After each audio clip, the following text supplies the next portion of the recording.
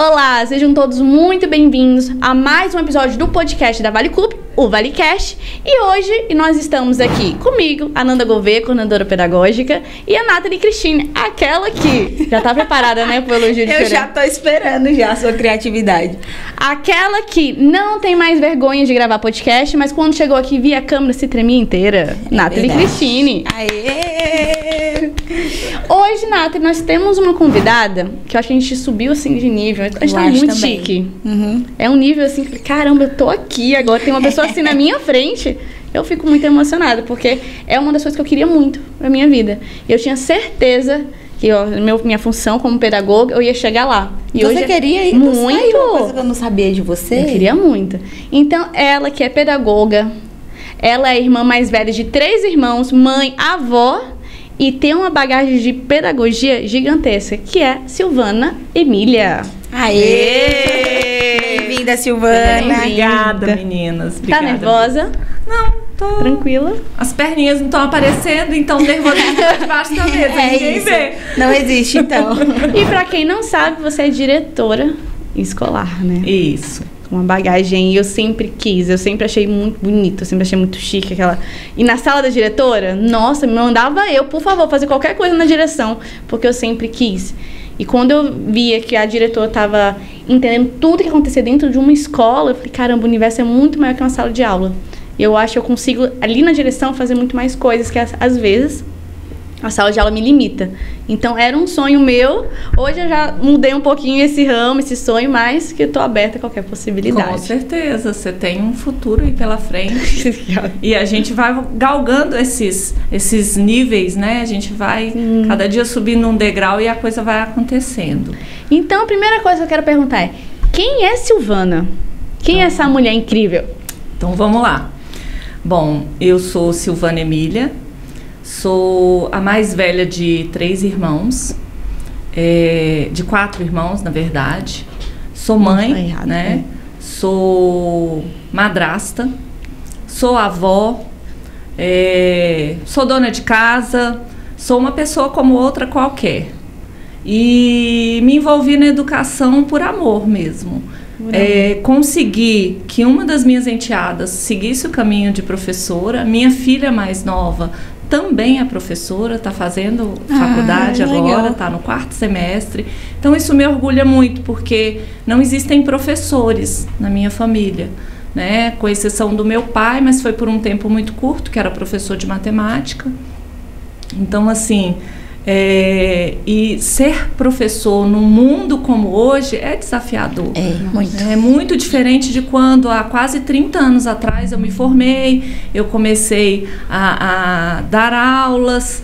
Então, hoje eu enxergo a educação como uma coisa muito diferente, né? Os alunos são diferentes, as famílias são diferentes, a gestão mudou muito e a gente precisa realmente continuar acreditando que a gente faz essa diferença, né? Então, eu acho que essa é a Silvana. Eu sou formada em pedagogia, sou pós-graduada em orientação educacional, em neuropedagogia e em saúde mental. Nossa, incrível. Você tem, então, o olhar já é diferenciado. Já. Porque as nossas visões e relatos, que a gente tem no Instagram da Vale Club, então lá tem desabafos de professores o dia inteiro. A gestão se preocupa comigo. Diretor... A gente vai entrar nesse assunto, mais lá pra frente. Mas existe um preconceito sobre diretor escolar.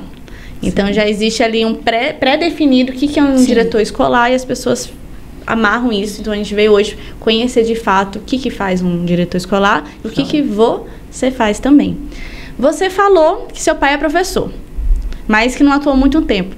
Então, mulher, como é que tu foi parar na educação? O que acontece? Eu sempre desenhei muito bem, eu sempre tive habilidades artísticas, né? A gente sabe que não é todo professor que tem as habilidades artísticas. Nossa, eu tenho 0. Ele tem a vocação, mas às vezes ele não tem a habilidade. Sim. Algumas habilidades de corte, de desenho, que a gente acredita muitas vezes que são coisas que são do professor, né? Que todo professor tem que ter, mas a gente tem que ser realista, tem pessoas que não têm essas habilidades. E eu nasci com algumas dessas habilidades, Deus foi bom comigo. E eu sempre desenhei muito bem, eu sempre me considerei uma pessoa criativa.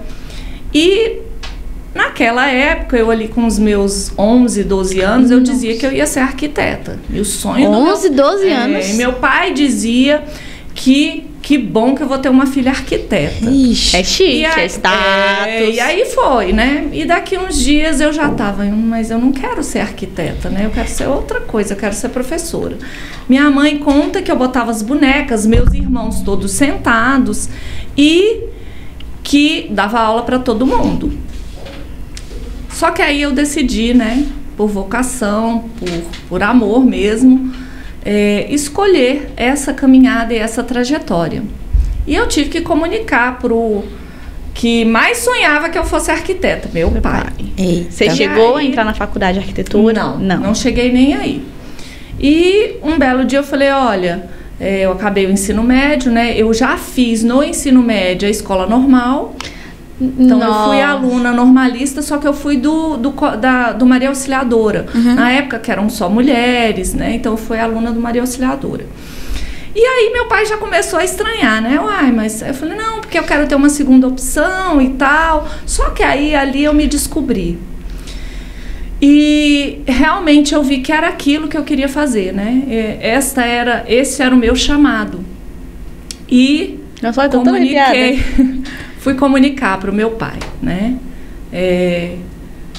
Até me emociono porque meu pai faleceu tem aproximadamente 40 dias.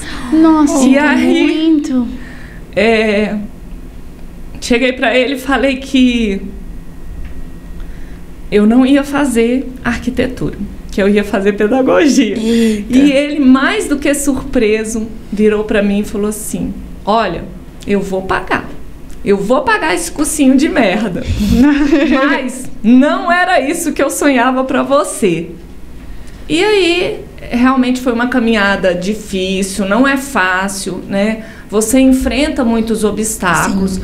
Você entende que entre realidade e prática existe um vácuo ali no meio. Um abismo, praticamente. Se você realmente não se empenhar, não se dedicar, não quiser fazer diferença, não adianta uma faculdade. Tem que haver dedicação, tem que haver estudo, tem que haver vocação, tem que ter chamado. Porque senão, eu digo que um professor, ele constrói um aluno, mas ele também destrói, né? Ele destrói sonhos, mas nós temos o poder de construir esses sonhos, de fazer com que essas crianças sonhem, com que esses educadores sonhem mais. E aí eu fiz, né, todo o curso, me destaquei, me empenhei, e logo que eu terminei eu já comecei a dar aula. Eu dei aula por aproximadamente 5 anos e eu fui convidada por uma das diretoras que eu tinha para dar um curso com ela. Ela daria a parte teórica, eu daria a parte prática. Era um curso sobre alfabetização dentro do método natural, né? Porque na época eu trabalhava com o método natural. Para quem não sabe o que é o método natural, você pode dar uma explicaçãozinha? O método natural, ele vem da corrente da pedagogia nova, né? São métodos que acreditam que a criança precisa construir. Então, assim como a proposta socio-interacionista, né, a proposta construtivista, então o método natural também acredita nisso. Se você não constrói junto com a criança, para que ele adquira valor sonoro convencional, né, para que ele escute a palavra, consiga escrever diante das hipóteses que ele mesmo formular, então é um construir, né? Então o método natural, assim como essas outras linhas de ação que são mais voltadas para uma pedagogia que acredita nisso, eu acredito que faz muita diferença para o aluno. Então, a gente foi dar um curso sobre método natural. Na verdade, era sobre métodos de alfabetização, dentro da proposta da corrente nova. Então, falava-se de construtivismo, falava-se de proposta socio-interacionista, de método natural. Dentro da própria escola. Dentro da própria escola. Da capacitação. Isso, mas foi para vários professores de várias instituições. E aí, uma diretora de uma escola me viu e estava precisando de uma coordenadora na época e me convidou. E eu tinha poucos anos de formada, né? E trabalhei a vida inteira, durante esses anos de formada, com alfabetização. E aí foi terror e pânico, né? Eu não vou aceitar isso. Eu não vou aceitar. Você não se via, assim, não passava... Não é que eu não me via, era o medo do novo, né? Eu tinha 22 anos na época. Caramba, você assumiu uma coordenação com 22? 23, porque aí já estava no final do ano, era para o ano seguinte. Caramba. Com 23 anos. A minha primeira direção eu assumi com 26 anos. Nossa, já quero saber com esse desafio. E aí... ela me chamou e aí eu virei para minha diretora e falei, ei, o que você acha? Ela falou, mas não sou eu que tenho que achar. Uma diretora maravilhosa que me ensinou muitas coisas, né? Faz diferença, né? Faz toda a diferença. E você se vê uma gestora realmente como deve ser, se você tem bons espelhos, né? Eu digo que a educação se faz pelas costas, pelo exemplo que o outro te dá quando ele está caminhando. Né? Nossa, assim como incrível. Tantas outras coisas. A fé também é assim, né? Então, fé nas pessoas, fé no que a gente acredita. E é isso, a educação, a gente precisa seguir o exemplo de alguém, né? Alguém deixou um exemplo na nossa vida. E ela falou para mim, nunca esqueço, mas é você que tem que saber. Eu falei, mas eu tô com medo. Ela falou, mas o medo faz parte. Agora, eu não vou decidir por você, é você que tem que decidir. Eu lembro que foi terror e pânico mesmo. Eu fiquei uns 5 dias desesperada. Eu perguntava para todo mundo, o que você acha? Silvana, eu lembro que o meu namorado na época falou assim, você nasceu para mandar. Adorei. Então tá bom, já é meio caminho andado. Olha, então acho que eu já tô no caminho. Estou assim, já ouvi essa frase. E aí eu aceitei, né? Eu assumi a coordenação de uma rede de escolas, era de uma unidade, mas era a maior unidade da rede na época. Nossa, eu tô com frio na barriga só de você falar. Na época, era uma escola que até o 5º ano, ela ainda existe até hoje, e tinha, na época, acho que 700 alunos, se não me engano. Era uma escola grande, mas eu tive também uma pessoa que me ajudou. Né? A diretora que me convidou, ela teve a paciência de me ensinar. Nossa, faz que diferença. É incrível. Faz toda a diferença. E eu também tive uma coordenadora, né, antes de eu aceitar o convite, que eu sempre olhava para ela e dizia assim, o dia que eu for coordenadora, eu quero ser como ela. Porque ela era dedicada, ela sentava, ela ensinava. Porque eu digo que o trabalho do gestor, principalmente do diretor escolar, ele ultrapassa as barreiras da escola. Se ele se limitar apenas ao que acontece ali dentro, ele não vai gerir como tem que ser gerido. Ele precisa enxergar o pai que vem caminhando na praça buscar o filho.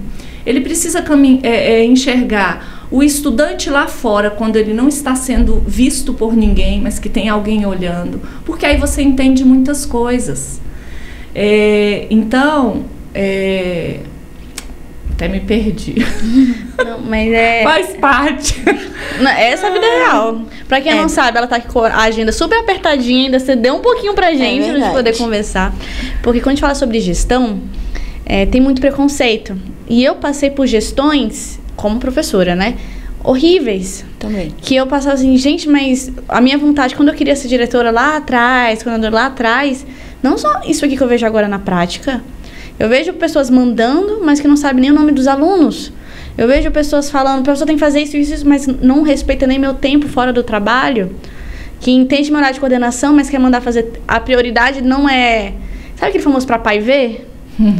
E eu falei, caramba, mas eu fiz educação, fiz pedagogia por acreditar numa coisa muito maior, que eu sei que é meu chamado, assim, lá no fundo do meu coração, sei que eu nasci pra fazer a diferença na educação. E eu não vi essas possibilidades. Então, foi aí quando eu fui pra sala de aula, foi aquela quebra. Falei, não, coordenador só quer encher meu saco, é fiscal. Em vez de, quando vê meu plano de aula, em vez de conversar, debater, é só ali, ó, correndo. Falei, não, mas eu preciso de uma ideia, uma sugestão. Ué, mas a professora é você. Falei, mas eu tô perdida, então não tinha muito aquela troca. Principalmente muito medo. Principalmente quando você é recém-formado. Eu acho que o recém-formado, mais que todos os outros, precisa de um apoio muito grande, porque é o medo. E tem gente que nunca passou por sala de aula nem como auxiliar. Então, não tem contato nenhum com a sala de aula. Se formou e já foi contratado como professor. Aí você pega uma gestão ruim, destrói o professor, destrói os alunos daquele professor, destrói a família daqueles alunos daquele professor. E aí vai aquela... fora do muro. E vai aquela cadeia, assim, né? Você sofreu preconceito por você assumir a coordenação com 23? 23 anos. Por ser nova, você coordenação.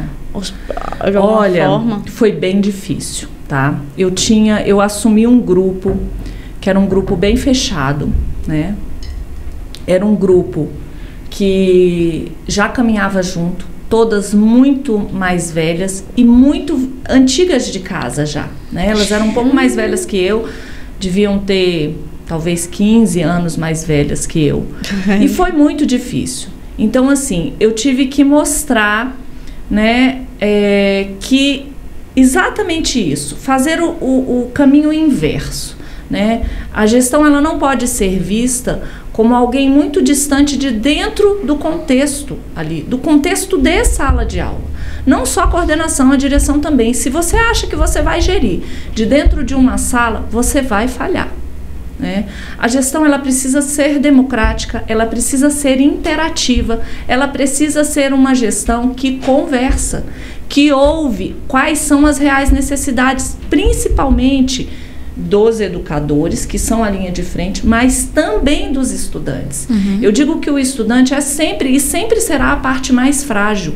Nós somos os adultos, mas nós temos um dever de quê? De amparar esses professores, amparar, prestando assistência, ensinando. Isso que você falou, Nathalie, é fundamental.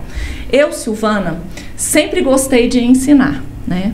E sempre gostei de professores recém-formados, porque eu acho que muitos deles não têm vícios. Tudo que você propõe, ele diz pra você, eu vou fazer. Eu acho que isso vai dar certo. A mente tá fresca, tá ali empolgada. Ele acredita em muitas coisas. Não que o professor antigo não enxergue isso, ele enxerga. Mas ele tá mais cansado. Só que com uma limitação, ele tá mais cansado. Ele já levou muita porrada. Ele já tá, sabe? Eu vou fazer isso aqui, mas, sabe, não vai mudar. O pai não vai entender. Então, tem toda essa questão, né? E quando eu assumi essa coordenação foi bem difícil, mas eu consegui com o meu trabalho, com o apoio de outras pessoas externas, porque na hora que a gente se vê naquilo ali, que você não tem saída, né? Eu não sei o que eu faço aqui. Você recorre às pessoas mais experientes. Sim. E eu sempre tive facilidade, eu não tenho receio nenhum de dizer, olha, isso aqui eu não sei, mas eu vou aprender.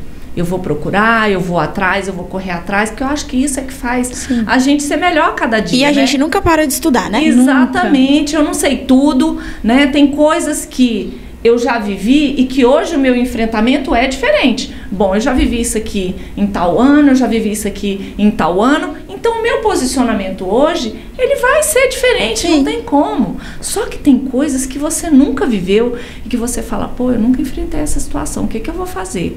E aí você reflete, você pensa, você pergunta para os universitários, você pergunta para os amigos, e aí a coisa vai fluindo. Vai fluindo. Né? Então eu passei na coordenação dessa escola.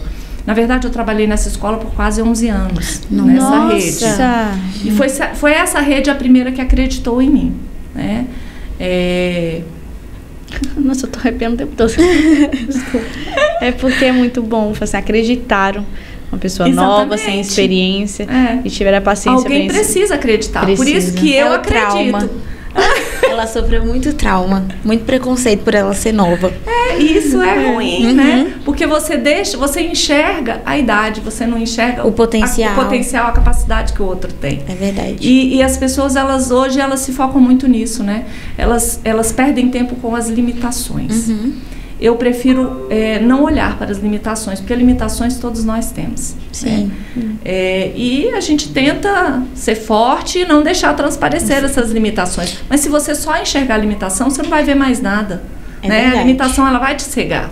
Então, alguém acreditou em mim. E aí, surgiu uma vaga de direção e eles começaram a procurar. Na mesma rede? Na mesma rede. tá? Só que numa outra unidade. Eram 2 unidades no Guará, uma unidade na Asa Norte. Eu trabalhava numa das unidades no Guará. E a diretora que me convidou, né, que eu era coordenadora, trabalhava junto com ela, ela falou: para que vocês estão procurando? Vocês têm uma diretora pronta aqui dentro. Nossa, eu me arrepiei agora. E aí eles pararam: mas quem? Uai, a Silvana. Ela dá conta disso aí. Eu tenho certeza.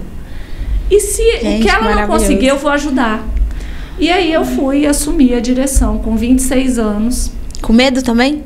Morrendo de medo. Morrendo de medo. E era uma unidade que tinha berçário. Bebês de 3 meses. Que responsabilidade. É muita responsabilidade. E às vezes as pessoas pensam assim, né? Eu trabalhei numa unidade... Eu falo muito, tá? Não, pode trabalhei, não tá aprendendo pra caramba. Que tinha uma janela virada pro pátio. E todos os dias, o pátio era a parte de parque. Todos os dias vinha alguém na minha janela e batia na minha janela. Criança. E eu abria a janela: oi, tudo bem e tal. E aí é mais ou menos o que passa na cabeça, eu acho que da maioria das pessoas, né? De professores, de crianças, de pais. O que você faz aqui, tia Silvana? Eu falei: eu tomo conta de todo mundo. Nossa, eu acho que você não trabalha nada. Eu falei: sério? Por quê? Você só fica no computador? Pronto. Então, assim, é mais ou menos isso. Essa é a visão da criança, mas do adulto, do Sim. professor, dos A criança pais. só tem coragem de falar. Exatamente. Maravilhosa essa criança. Então, é mais ou menos isso. O trabalho de um diretor, ele vai muito além. Às vezes, eu falo muito isso. A gente toma porrada que ninguém vê. Porque a gente é o muro que protege os professores, que protege as crianças, né? Hoje as famílias têm um nível de exigência muito maior. Sim. E a gente sabe por quê? Porque o mundo está exigindo isso das crianças, Sim. está exigindo isso de todos. Então, nada mais natural do que as famílias exijam isso também, né? Dos filhos, da gente, e a gente tem que estar preparado para isso. Então foi um grande desafio, não foi fácil, mas eu tive mais uma vez pessoas que me ajudaram, pessoas que acreditaram em mim, e eu fiquei nessa escola por quase 11 anos. Nesse meio tempo, assumi essa direção, fiquei ali eram 490 crianças de 3 meses a 6 anos. Então, era o antigo pré, que hoje é o 1º ano, né? Uma escola na Asa Norte, com um público também muito exigente. Né? Então, assim, você aprende no peito e na raça algumas coisas. No peito e na raça. E... uma caminhada que a cada dia que passa você vai olhando para trás e dizendo: bom, isso aqui eu já consigo fazer sozinha. Bom, isso aqui eu também consigo. Isso aqui ainda preciso de ajuda. E chega uma hora que você se vê caminhando. Nesse meio tempo, eu passei por eu recebi um convite que para mim foi maravilhoso. Eu fui convidada para uma escola que eu já havia sido professora, né? E eles me convidaram para assumir as turmas de magistério, que para mim foi uma experiência fenomenal, uma experiência que me marcou muito. Então eu dava aula de estrutura e funcionamento de ensino, que era a parte de legislação e didática da matemática. Trabalhava com pessoas super experientes, eu ali com 27 anos ainda. Então foram 3 anos maravilhosos, porque na verdade era uma complementação de estudos. Então você fazia a complementação em 1 ano. Então você tinha que mostrar para aquelas meninas que tinham feito ou um ensino médio regular e que não tinham feito o curso de magistério na época, que era de 3 anos, era uma complementação. Então, você compactar 3 anos em 1 e você mostrar para aquelas pessoas que elas têm uma responsabilidade, muitas não... Hoje, né, os jovens, às vezes eles não têm o peso dessa responsabilidade. Sim. É uma responsabilidade muito grande você... passar ideias, transmitir conhecimento, porque não é só uma transmissão de conhecimento, é uma troca de conhecimentos. Sim. É uma troca de de relação, é uma troca de amor. O aluno vai te marcar e você vai marcar ele, positivamente ou não. Pra sempre é uma escolha sua. A gente tem o poder de escolher, né? O que eu quero deixar? E eu acho que o diretor escolar, tanto o diretor escolar quanto o pedagógico, eles têm um dever. Eles têm um dever de fazer com que essa escola tenha vida, com que as pessoas se sintam motivadas a estarem naquele local e que elas sejam felizes. Porque quem é feliz espalha essa felicidade. É verdade. Né? E a escola precisa ser um ambiente feliz, um ambiente alegre, um ambiente barulhento, porque a escola é assim. Sim. Então, e é isso que eu busco como gestora. Eu busco um ambiente saudável, que as pessoas se sintam felizes, que sejam cobradas, sim, porque é meu dever cobrar. É meu dever cobrar da coordenadora, é meu dever cobrar dos professores, é meu dever, sim, cobrar dos estudantes. Mas mesmo a cobrança, ela precisa ser feita com amor. Sim. Ela precisa ser feita com cuidado, com empatia. Para cada um, você tem que ter um olhar diferente. Você sabe que o fulano, se você arrochar ele um pouquinho mais, ele dá conta, mas o outro você tem que ir. Senta aqui no meu colo, se acalma, vamos conversar. Cada um tem que ser de um jeito. Eu brinco, né? Eu digo muito. A diferença entre veneno e remédio é só a dose. Você pode sim porcionar o veneno e matar aos poucos, e você pode porcionar o remédio, ou você pode dar a dose cavalar. Tem famílias que o remédio ele precisa ser dado em dose única. Tem família que tem que ser dada a dose de remédio aos poucos. E com as crianças é do mesmo jeito. São doses diárias, né? De amor, de cuidado, de respeito. A gente sabe que tem crianças difíceis? Tem, mas a gente escolheu. Turma redondinha não existe. Não tem como. E eu acredito nisso. O gestor, o diretor principalmente, é ele que motiva toda essa escola. E não tem ninguém para motivar ele, não. Nossa, verdade. Não tem ninguém pra motivar ele, não. não. Eu parei pra pensar nisso. Não existe. Só tem a responsabilidade de motivar todo mundo e ele sozinho.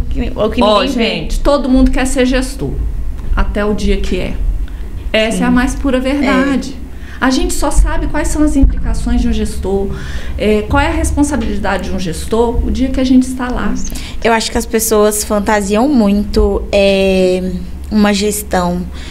Olha assim eu vou ganhar mais, olha pro dinheiro, olha pra posição, pro respeito que vai ter. E outra, mas grandes responsabilidades, como é que fala?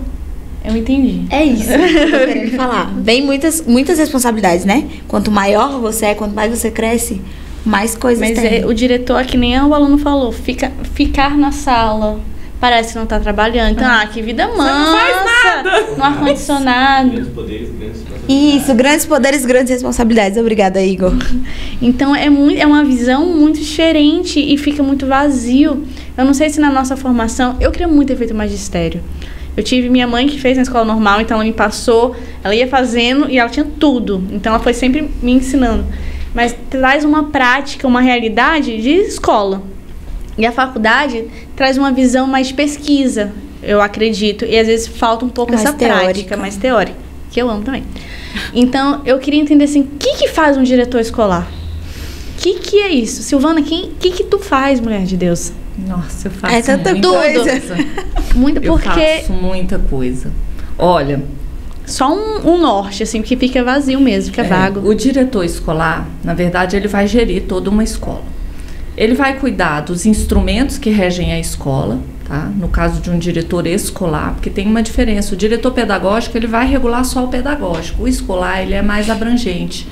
Então, ele leva para regulamentação PPP, regimento interno, né? Ele ajuda, se for o caso de uma escola menor, a produzir essa documentação, ele assina por essa documentação e ele ainda cuida da parte pedagógica, ou seja, ele vai conhecer a metodologia da escola, ele vai conhecer o material adotado. Se é sistema de ensino, você tem que saber do que trata o livro, qual é a abordagem que a gente vai ter, como que vai acontecer o processo de ensinagem, apesar dele ser particular do professor. Cada um tem um processo de ensinagem, mas se você tem um norte, bom, esta escola adota a metodologia socio-interacionista, né, a proposta socio-interacionista.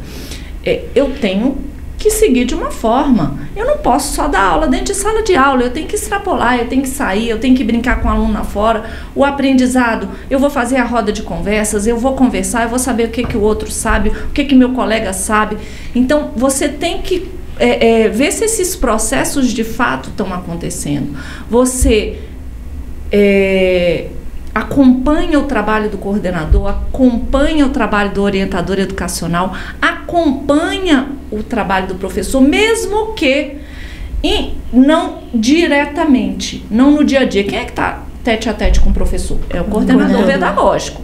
O diretor, ele não tem este tempo sobrando para lá, para na hora que a coordenadora, eu tenho coordenação 2 vezes por semana com essa professora. Professora, vem cá, vamos fazer isso aqui. Seu planejamento, vou assistir aula, né? Coordenadora assistir aula, olha, sua aula foi ótima, mas aqui, você tem que mudar isso. Então, eu coordeno esses processos. Você está assistindo a aula? Deixa eu olhar. Como é que está fulano? Eu percebo isso. Por quê? Porque eu ando muito na escola. Então, assim, eu ando, né? Eles acham assim, Silvana não vê. Eu vejo tudo. É o olho que tudo vê. E o mais legal é que eu não preciso nem ir atrás. Às vezes o próprio aluno me encontra no corredor. Tia, aconteceu isso, isso e isso. Tia Silvana, isso, isso e isso, né? Então, eu vou coordenar o trabalho da orientação educacional. Eu vou dizer para o coordenador e para o orientador, façam assim. Porque muitas vezes eles vêm, olha, aconteceu isso, o que a gente faz? E vocês falaram uma coisa no começo, né, que você, principalmente, que você começou como professora e teve gestoras que não foram o que você esperava. E eu penso muito nisso, né? Eu preciso ser alguém que transmita essa segurança, que tenha um posicionamento. Eu sou uma pessoa que eu não ponho pano quente. Eu não ponho pano quente em nada. Eu digo a verdade. Eu trabalho baseada na verdade. E é aquilo que eu falei. A gente porciona. Ou o veneno ou o remédio. Ou a gente dá a dose única ou a gente vai dando aos poucos, né? Mas botar pano quente, vamos fingir que nada está acontecendo. Nossa, isso é terrível. Pro pai achar que está tudo bem. Não. Nós estamos sendo negligentes quando a gente faz isso. A gente precisa falar. É fácil, gente? Não é fácil. Se ter um filho típico já é difícil, imagina ter um filho atípico num mundo que busca competitividade, busca resultados, estabelece metas e você tem que cumprir, mesmo que você não queira. Eu tenho 3 filhas, né? 2 são filhas do meu marido, mas que eu ajudei a criar, então são minhas filhas. E eu tenho uma filha minha, da minha barriga. Cada uma é de um jeito. A mais nova tem 21 anos, vai fazer 21 agora. Cada uma é de um jeito. Tudo que eu não precisei fazer pelas 2 mais velhas, às vezes eu preciso fazer pela mais nova. E a vida é assim, né? E a mesma coisa com essas crianças. Se a gente não percebe como pais e mães quais são as necessidades do nosso filho, quais são as habilidades e competências que ele tem, a gente vai buscar e esperar coisas que às vezes o nosso filho não vai nos dar. Eu vou contar uma história aqui que é bem legal.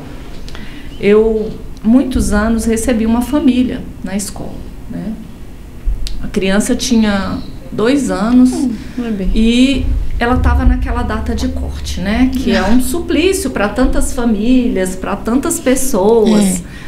E o pai chegou para mim e falou assim, pois é, meu filho é muito inteligente e eu queria que ele fosse para a próxima série, porque ele está naquela data, só são 3 dias.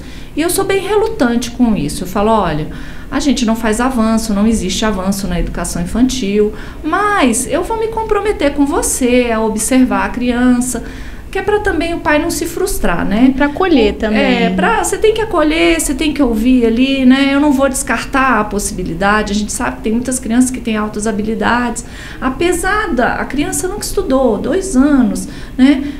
Pra que você quer ir? Deixa o menino ser criança. Falei tudo isso. Eu falei, olha, ele tem uma caminhada pela frente, uma vida inteira, né? Para trabalhar, se ele for uma criança que tem altas habilidades. Vamos colocar ele na sala que ele precisa estar. A gente vai observar. E se de fato a gente perceber alguma coisa, quem somos nós? A gente vai te chamar, dela, a gente vai, né? Tudo bem. E esse pai, não, porque o meu filho falou, olha, hoje, atualmente, as crianças são todas assim, né? Elas são, porque a gente dá isso, sim, as famílias dão esses estímulos, as famílias mostram coisas, apresentam coisas novas todo dia. Vocês são jovens, era um casal jovem, a mãe estava grávida esperando o 2º filho. E aí eu olhei observando aquela criança, eu falei, não sei não, aquele olhar já. E aí eu falei, então tá. E essa criança veio para a escola, uns 3 meses depois, a gente já estava percebendo algumas coisas diferentes, e chamamos a família, né?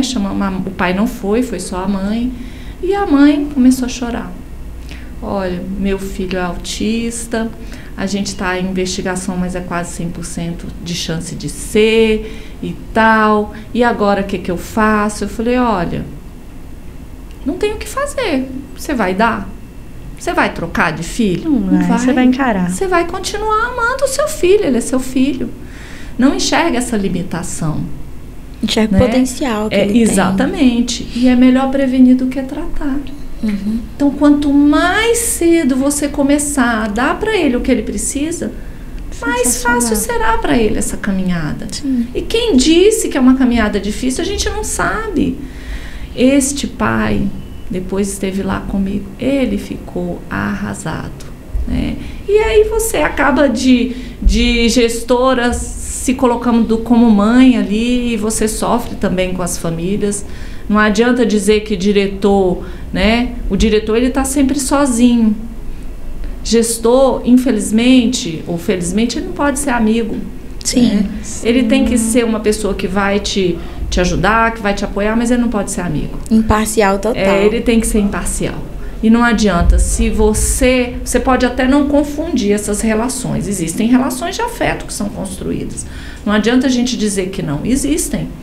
Né? Tem professores que são mais chegados, eles se chegam mais, eles gostam de abraçar, eles gostam de estar junto, eles são, né? E tem o outro que é mais na dele, e você vai conduzir isso.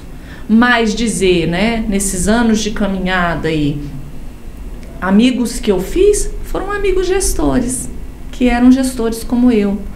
Você tem ali as relações de afeto que você estabelece ao longo dessa caminhada, você é figura de transição na vida de algumas pessoas ou de muitas pessoas, e isso é muito legal, né? Você ser figura de transição, aquela pessoa te ensinou algo, aquela pessoa te marcou. Tinha uma professora que há muitos anos eu não vi, outro dia ela me mandou uma mensagem no Facebook ainda, né? Mandou um direct daqueles, escreveu assim: Silvana, vendo essas fotos, lembro de tudo que você me ensinou, porque tudo que eu aprendi e o que eu sou hoje, muito eu devo a você. E essas coisas é que fazem a gente, principalmente eu olhar para trás e enxergar na minha caminhada, bom, eu estou fazendo alguma coisa de bom, né? Eu estou deixando alguma coisa de bom para alguém, eu fiz algo de bom por muitas pessoas, eu ensinei. Eu sei que eu não fui boa o tempo inteiro, eu devo ter causado aí uns traumas em alguém, né? Porque eu até brinco, olha, a hora que você lembrar de mim lá na frente, aquela Bastiana lá da Silvana, ela falou aquilo pra mim, mas uma hora tu vai dizer assim, não, mas isso aqui ela também me ensinou. É muito coisa de mãe. Muito. Se eu conseguir, pelo menos, fazer com que a pessoa reflita em algum momento, eu acho que já vai fazer a diferença, já vai ter valido muito. Né? Então, Eu tenho outras histórias também. Nossa, você fez minha cabeça. Eu vou lembrar, sim. Fez minha cabeça ir, voltar, ir, voltar. E eu lembrei qual que era o meu foco de ser diretora. E, na verdade, ser diretora... Uma das coisas que eu consegui, que é professora em faculdade. Então, eu já dou aula de neuropsicopedagogia, que eu sou neuropsicopedagoga. É uma instituição. Legal. Que é porque na sala de aula eu tenho as crianças, mas se eu ficar ali eu consigo motivar o coordenador, eu consigo motivar os professores. Exatamente. Se nós temos mais crianças ainda, a gente faz uma rede. E, cara, eu sou muito apaixonada real, de verdade, porque eu acredito que essa dosezinha do amor diário faz a diferença, é visível. E por isso que você trouxe muita teoria embasada. Então, não é só ser uma diretora para mandar e ser gerir pessoas, não. Eu sei que é a educação, eu sei que é a bagagem que eu tenho ali, ó. Eu sei que as minhas experiências podem ensinar para aqueles professores não cometer os mesmos erros que eu fiz também, que eu errei. Então, a gente vai tentando mediar, a teoria é importante, a prática é importante, a sua experiência é gigantesca, mulher. E é incrível, porque a gente tem nosso contato maior, é sempre com os professores. Sim. A gente sempre escuta o relato dos professores. E aí, acendeu uma luz na Nanda e falou assim, cara, eu quero conversar com um diretor. Vamos ouvir o outro lado da moeda, porque sempre existe dois lados. Então, a gente, e pelos nossos traumas de passar por gestões ruins, conhecer uma diretora que tem uma visão que a gente sempre quis em um diretor, humana, é incrível, incrível. Você já pode fazer seu fã-clube? A gente pode... já pode começar a movimentar isso, porque eu já tô aqui pra assinar. Olha, eu digo que no mínimo tem 3 lados. 3? Um lado, família. O outro lado, as testemunhas, a verdade. É verdade. Então são vários lados envolvidos. E cada um puxa a sardinha pro seu. Eu entendo a visão do professor. Só que se a gente tiver um gestor que seja democrático, que tenha essa empatia de escutar, né, de ouvir, de compartilhar ideias, eu gosto disso. Eu sento sempre com as coordenadoras, com as orientadoras, escuto o que elas têm para dizer. Quando eu preciso intervir, porque eu dou muita liberdade, olha, você gere o corpo de professores, mas quando a coisa pipocar, eu vou arrochar, né? Porque não adianta eu também deixar a coisa solta e, não, cada um toma conta do seu quadrado, eu vou cuidar só disso aqui, não. Porque no fim, é atrás... Exatamente, é aqui que o negócio vai respingar. Tem pai que liga e fala assim, eu não quero conversar com você não, eu quero conversar com a diretora. Sim. Porque parece que a gente vai resolver tudo. Aí chega lá, a diretora não tá sabendo de nada do que tá acontecendo. Exatamente isso é muito ruim, a gente precisa saber, né? Então, por isso que eu gosto de estar no pátio na hora do intervalo. Eu adoro quando eu entro na sala e as crianças sabem o meu nome, né? E eu digo muito, não fala que vai pra sala da diretora não, sabe por quê? Porque lá eu vou sentar e eles já chegam nervosos, né? Quando alguém manda, vai pra diretora. Aí eu falo, calma, senta aí. Não, calma. Aí já começa a chorar. Eu falei, não, calma, eu só vou te ouvir. Fica calmo. Já tem essa visão do diretor ser um carrasco, ser uma figura ruim, né? É uma coisa que não precisa ser assim, precisa ser leve. E aí é engraçado que eu falo assim, olha, eu vou te escutar, mas eu quero escutar a verdade, né? Eu não quero precisar ir atrás das câmeras, perguntar para os outros. Eu vou ouvir você e eu vou te dizer uma coisa.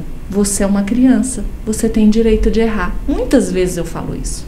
Nossa. Eu sou adulto, eu vou te ajudar. O meu papel aqui é te orientar, para que numa próxima vez não aconteça. Vai acontecer? Pode ser que sim, porque você vai continuar sendo uma criança. Mas a gente está aqui para te ajudar. E aí eles se acalmam. Que ela de confiança e respeito. Incrível, né? Tem que ser assim, porque e com o professor também, com os demais também, com o colaborador da limpeza, que muitas vezes não é visto também. Sim. Então, além das suas preocupações normais, você tem que ter a preocupação. O banheiro tem sabonete? A escola tá limpa? Eu chego... a escola que eu atuo atualmente, que eu estou atualmente, ela é numa praça. Eu já venho caminhando no meu trajeto, olhando se a frente da escola tá suja, se tem papel jogado, porque aí eu vou chamar a gente, varre a frente da escola, né? Então, tudo isso você tem que ver. Se o porteiro tá no lugar certo, porque portaria não pode estar sozinha. Então, são várias coisas que vão além, né? Não é só dentro do seu quadrado, não, é fora do quadrado. Em cima dele, é embaixo dele. Eu atuo numa área que Quando a gente liga o som, são vários prédios. A reverberação do som. Então, um som que é relativamente baixo, ele parece 50 vezes mais alto. Então, você ainda tem que lidar com isso. Você tem que lidar com a insatisfação, às vezes, do vizinho que está ouvindo uma música que não é alta no contexto escolar, mas que para ele está num volume estridente. Então, tudo isso você tem que pensar. Eu vou fazer uma festa, eu mando ofício para todos os prédios. Eu digo, olha, eu vou ter uma festa, vai ter música de tal hora. É num sábado. Porque aí quem gosta de dormir até tarde vai ter que se preparar para aquilo. Sim. E não é fácil, gente. Não é. Eu entendo também, né, o lado da vizinhança que às vezes reclama. É um pai que fecha a entrada, a saída do prédio, e aí vira aquela confusão. É o congestionamento de 6 horas. Então, não é só um gabinete, ar-condicionado, aguinha gelada, cafezinho. Quem busca a minha própria água sou eu. Se eu quiser tomar o café, eu vou atrás. É claro que existe a gentileza da pessoa que fez o café. Você quer um cafezinho? Ô, meu amor, me dê aí um cafezinho, por favor. Então, o meu modelo de gestão é esse, né? Eu trato de forma igual todas as pessoas, tendo um olhar mais cuidadoso com a parte mais frágil, que é o estudante. Eu posso fazer uma pergunta, eu acho que vai ficar um pouco pessoal. Claro. Mas se você citou seu pai, que não queria que você fosse professora, ele chegou a te ver nisso tudo. Eu tenho certeza que ele falou, minha filha, que orgulho, né? Porque você chegou num patamar que eu acho que nem ele sabia que existia na educação. E ver toda essa movimentação, assim, é a minha filha, Silvaninha, que estava ali, olha, diretora de escola, gerindo pessoas, fazendo um bom trabalho e apaixonada porque ela faz com amor. Seu olho brilha enquanto você vai fala. fazer a gente chorar. Porque eu tô aqui quase eu tô tentando segurar. Tá, quietei. Mas é porque é muito real, é muito. Tudo que você falou é palpável, a gente consegue ver que é de verdade. A gente consegue sentir. Não é tipo, ai, gente, vou gravar um podcast, espera que eu tenha um roteiro. É isso que as pessoas querem ouvir, né? Então, sejam gestores humanos, não. Seus relatos são seus. E que eu sei que não é pra todo mundo, que nem não tem professora que ama a educação como todas as professoras, é diferente. Verdade. Então é muito bom, é gostoso de te ouvir. Acho que a gente ficaria aqui a tarde todinha. Com certeza. Te ouvindo. Falando, a gente gosta de falar, a gente gosta de ouvir, a gente gosta de aprender. Vamos finalizar com uma dica?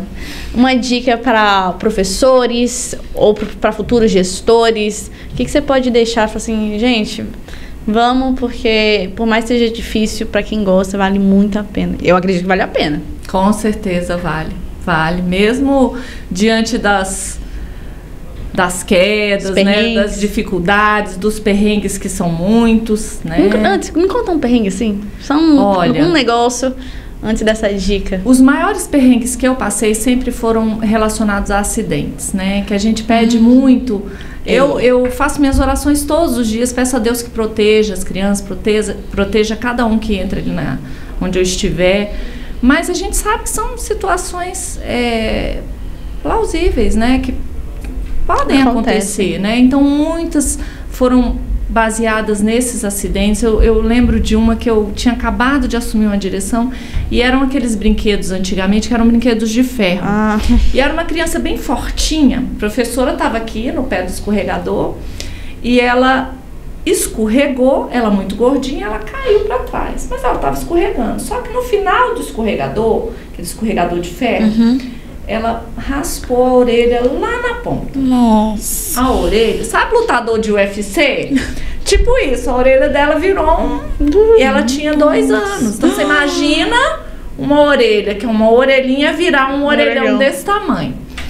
Quando a professora estava ao lado, né? Foi uma fatalidade. E ela caiu ali e a orelha gigantesca. A gente tinha um seguro na época, o pai chegou lá, só não me chamou de santa.